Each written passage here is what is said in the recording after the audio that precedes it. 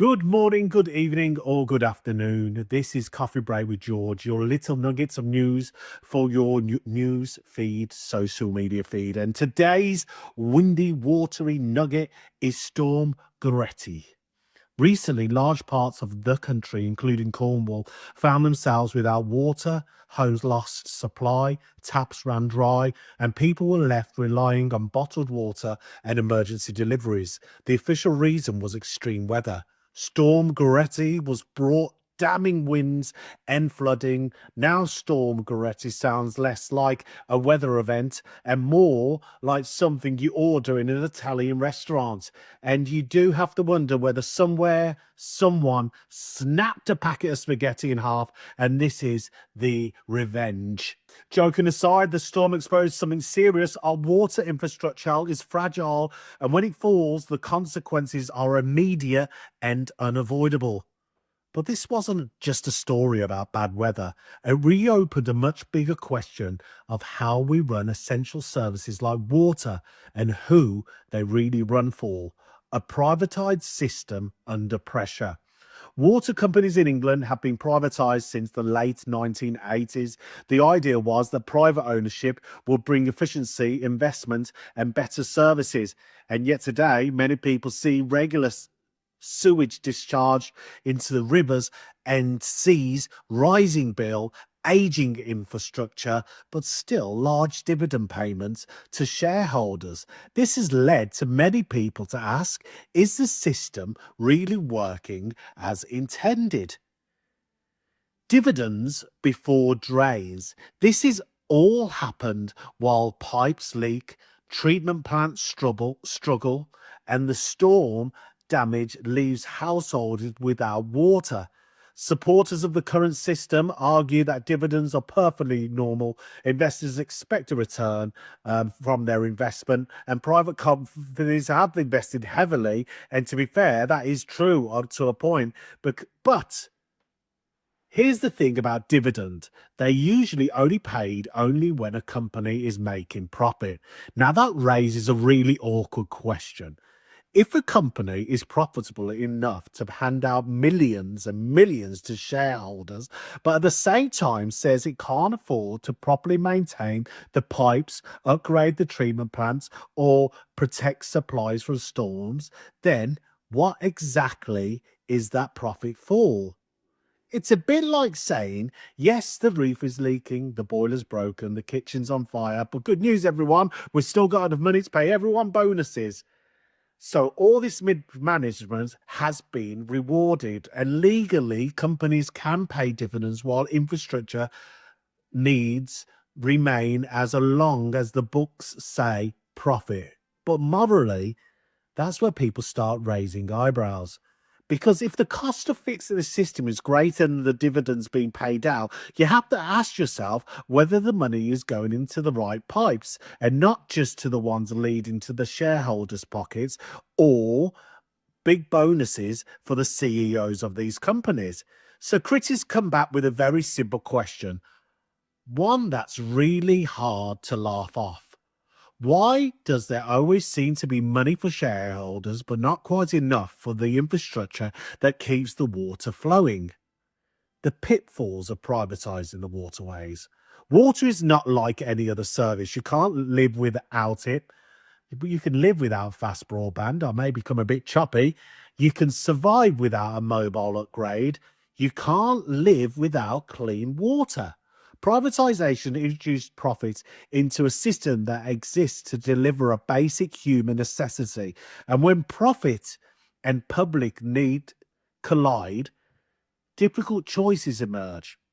We've seen environmental damage from sewage release, heavy debt taken on by the water firms, maintenance delayed because it doesn't deliver quick returns, and crucially, the normal market pressures that justify privatisation don't simply apply. To be fair, privatisation has worked well in some sectors. Take telecommunication. You can choose between multiple providers. If your service is poor, you switch. Companies must compete on price, quality, and innovation. That competition drives improvement. If one company fails, companies leave and the company pays the price. This is how privatisation is supposed to work. So why the model fails with water? Now, let's apply that logic to water and watch it fall apart. If your water company accidentally cuts off the supply, pollutes local rivers, doesn't supply great water, raises its bills, delivers really poor service, what can you do? Well, there's not much you can do. You can't switch. You can't choose another competitor. You can't opt out. You need the water. Water companies are regional private monopolies. The pipes under your street belong to one company, and that company knows you have no alternative.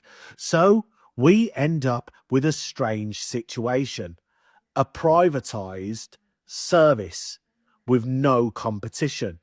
With the telecommunications industry, you have all of the infrastructure owned by one company, but everyone can service that one network. So we end up with a strange situation, a privatized service with no competition, proving an essential resource to customers who cannot leave. At that point, it stops behaving like a market and starts behaving like a toll booth at a bridge you must cross.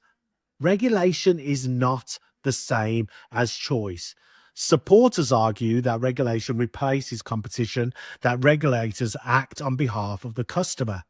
But regulation is slow, long-winded, often reactive, comes after damage is done.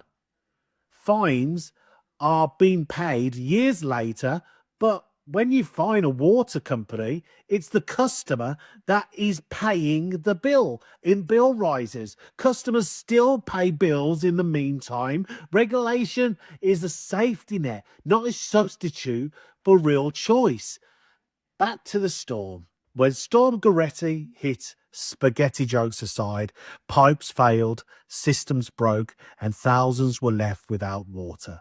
And that moment revealed the core problem, an essential service run for profit with no competition and very limited accountability. The storm didn't cause this crisis, it's exposed it. My final thought on the matter. Privatisation works always when consumers can choose. Competition drives improvement. Failure has consequences. Water meets none of these conditions. It is a national necessity delivered through fixed infrastructure operated by private monopolies. When things go wrong, customers simply can't walk away. And maybe the real lesson of Storm Goretti, you can privatise a company, but you can't privatise responsibility. And you definitely can't argue with broken spaghetti.